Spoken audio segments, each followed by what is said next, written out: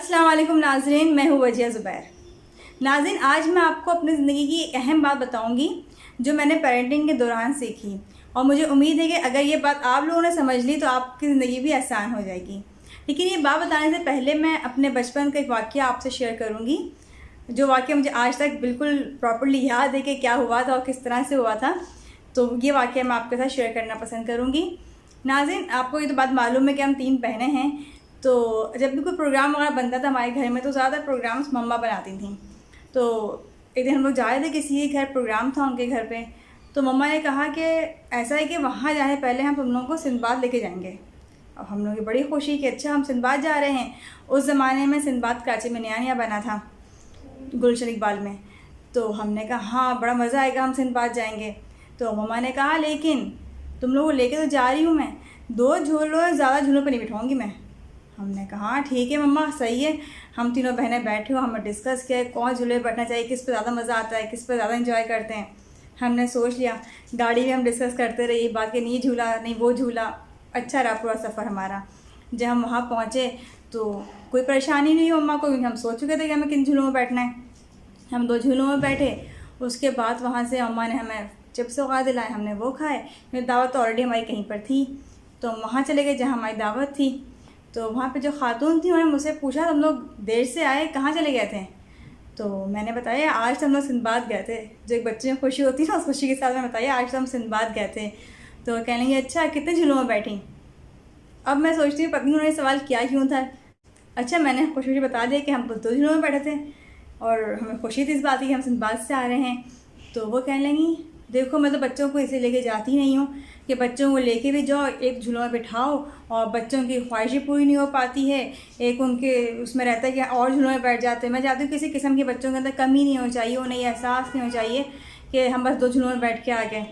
तो मैं तो भाई बच्चों को लेके जाती नहीं हूँ, और मैं तो उससे वो लेके जाऊँगी जब मैं तमाम झूलों में बिठाऊँगी वहाँ पर और सही से इंजॉय करवाऊँगी अपने बच्चों को। मैं इस तरह लेके नहीं जाती बच्चों को। अच्छा मैं जो बड़ा खुश थी, तो खुशी का लेवल थोड़ा नीचे आ गया कि ये क्या बात हुई, क्योंकि मैं तो 2 दिनों में बड़ी खुश थी। और मम्मा हमारी करती यही थी कि अगर हम हफ्ते में 1 दफ़ा प्रोग्राम बना रहे हैं, 2 दफ़ा प्रोग्राम बना रहे हैं, तो कभी ऐसा भी होता था कि तमाम झूलों में बैठते थे, और कभी हम कहती थी नहीं सिर्फ 2 झूलों में बैठना है, 3 झूलों में बैठना है। तो हमारी कभी भी ये प्रॉब्लम की बात नहीं थी। लेकिन जिस तरह से उन खातून ने मुझे कहा तो मैं भी सोचने मजबूर हो गई।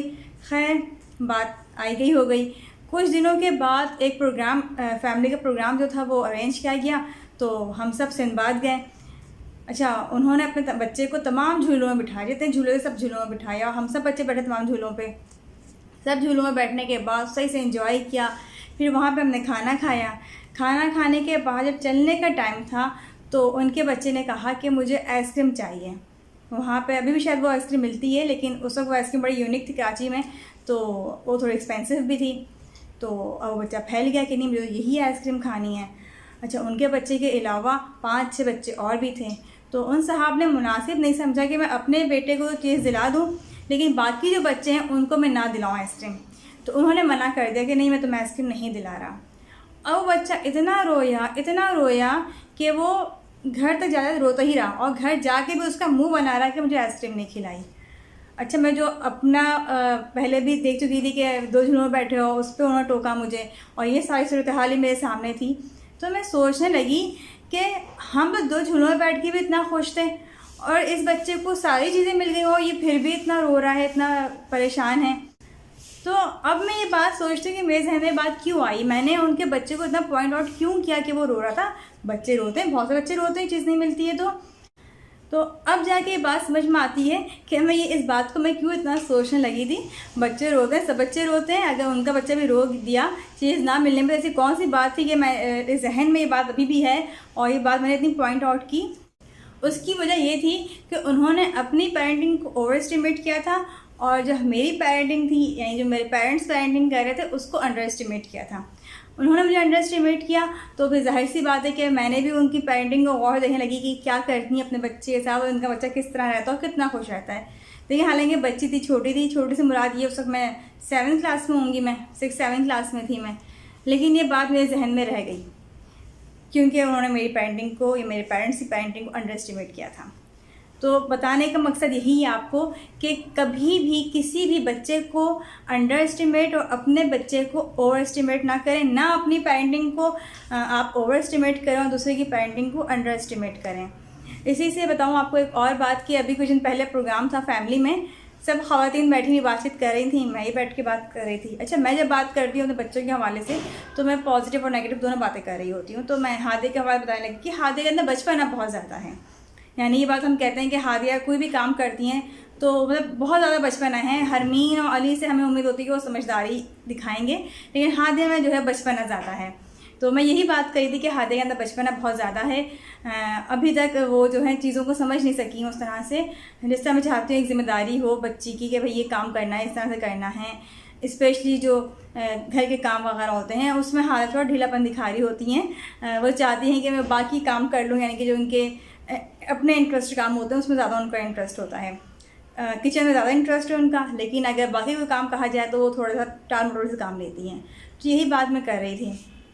तो जो दो ख़वातीन बैठी थी मेरे साथ, तो जैसे मैंने ये बात की कि हादिया जो है वो काम इतने शौक़ से नहीं करती, तो फ़ौरन कहने लगी कि नहीं, मेरी बेटी तो सारे काम करती है, बहुत ज़्यादा काम करती है। मेरा अगर बीपी लो हो जाता है, तबीयत ठीक नहीं होती है मेरी, तो वो मुझे फ़ौरन पानी पिलाएगी, मुझे फ़ौरन ग्लूकोज़ बना कर देगी, खाना भी देख लेती है, खाना गर्म भी कर लेती है और अपने बहन भाइयों को भी देख लेती है। अच्छा, बच्ची हादिया इसकी तकरीबन हम उम्र है। तो कहने लगी मेरी बच्ची इतना काम करती है, मैं तो बड़ी खुश हूँ कि मेरी बच्ची जो है वो अभी से इतनी बड़ी हो गई है, इतना सुकून पहुँचा रही है मुझे, और बड़ी तारीफ़ें कहने लगी अपनी बच्ची की। जो दूसरी खातून बैठी थी वो भी कहने लगी, हालांकि उनकी जो बेटी है वो हादिया से तकरीबन 3-4 साल बड़ी है। तो वो कहने लगी कि बिल्कुल ऐसा ही, मेरी बेटी भी सारे काम करती है, मेरी तो एक आवाज़ लगती है, जो वो घर साफ़ करती है, चमका देती है और इतनी ज़िम्मेदारी से काम करती है, और ये हो तो वो। अच्छा, ऐसे मौके पे मैं या मेरा कोई और भी मदर होती है चुप हो जाती, मैं भी चुप हो गई, क्योंकि मैं अपनी बेटी की एक बात बता रही थी कि उसके अंदर बचपना बहुत है और वो दोनों अपनी बेटी की तारीफ़ें कर रही थी। लेकिन मैं ज़ाहिर सी बात है इन चीज़ों को समझती हूँ, तो इसलिए इस चीज़ को मैंने इतना सीरियस नहीं लिया, मैं मुस्कुरा के चुप हो गई। लेकिन मेरी जब कोई और मदर होती जिनको इन चीज़ों का इतना अंदाज़ा नहीं होता, जैसे मेरे पास कॉल्स भी आती हैं ख़वातीन की, तो सबसे बड़ा मसला यही होता है कि जब उनकी पेरेंटिंग को अंडर एस्टिमेट किया जा रहा होता है तो वो करती क्या हैं, वो परेशान हो जाती हैं, गिल्ट में चली जाती हैं कि हम अच्छी पेरेंटिंग नहीं कर रहे हैं।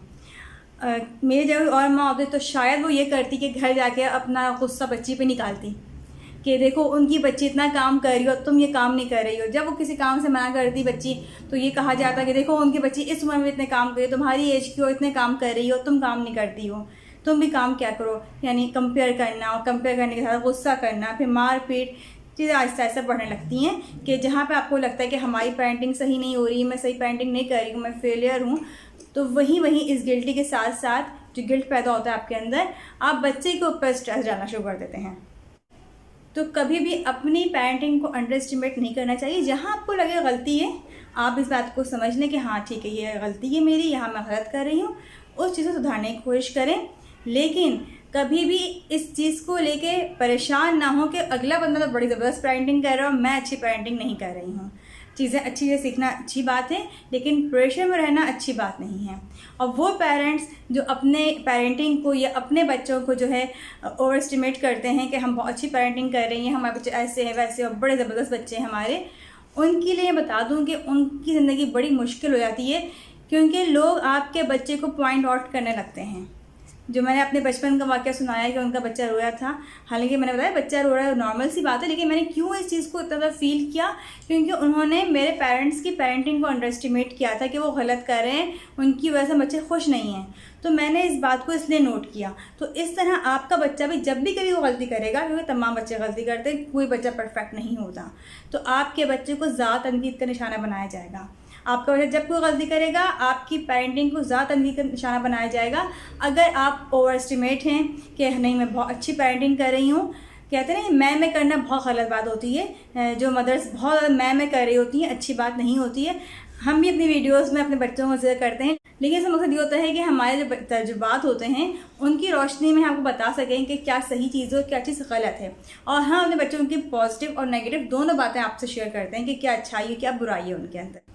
अपने बच्चों को अप्रिशिएट करें आप, बहुत अच्छी बात है, बच्चों को करना भी चाहिए अप्रिशिएट। अगर वो अच्छा काम करते हैं तारीफ़ करनी चाहिए उनकी, लेकिन जब कोई बंदा अपने बच्चे की बात कर रहा हो, कोई माँ अपने बच्चे की नेगेटिव बात कर रही हो, तो उस वक्त कोशिश करें कि अपने बच्चे को हीरो बना के पेश ना करें, क्योंकि ये चीज़ बड़ी गलत हो जाती है। वहाँ तारीफ़ करना मुनासिब नहीं है। वैसे अपने बच्चे की तारीफ़ करें आप, अच्छी बात होती है, बच्चे की तारीफ़ करनी चाहिए। दूसरे के बच्चे को या दूसरे की पेरेंटिंग को अंडर एस्टिमेट बिल्कुल ना करें।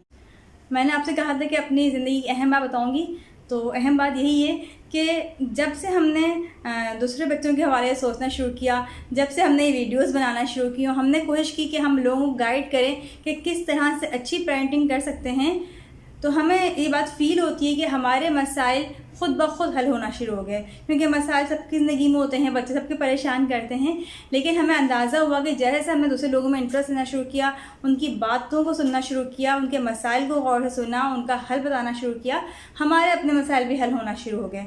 जैसे ज़ुबैर के एक दोस्त कहते हैं कि अपने बच्चों की तरबियत की फ़िक्र नहीं करो, जब तुम बाकी बच्चों की तरबियत के मामले में इतने सेंसिटिव हो, इतनी वीडियोस बना रहे हो, इतना अच्छा काम कर रहे हो, तो ऐसा हो ही नहीं सकता कि अल्लाह ताला तुम्हारी मदद ना करे। अल्लाह ताला बेशक तुम्हारी मदद करेगा।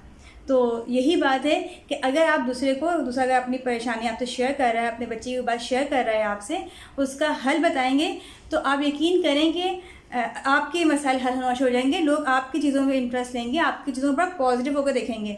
लेकिन अगर कोई किसी वक्त अपनी कोई बात शेयर कर रहा है, अपनी कोई तकलीफ़ आपसे बयान कर रहा है और आप उल्टा अपनी तारीफ़ों में लग जाएंगे, तो सामने वाले को तकलीफ़ होगी, वो तो होगी ही होगी, आपके साथ भी अच्छा नहीं होगा, आपको भी लोग बहुत ज़्यादा तनकीद का निशाना बनाएंगे।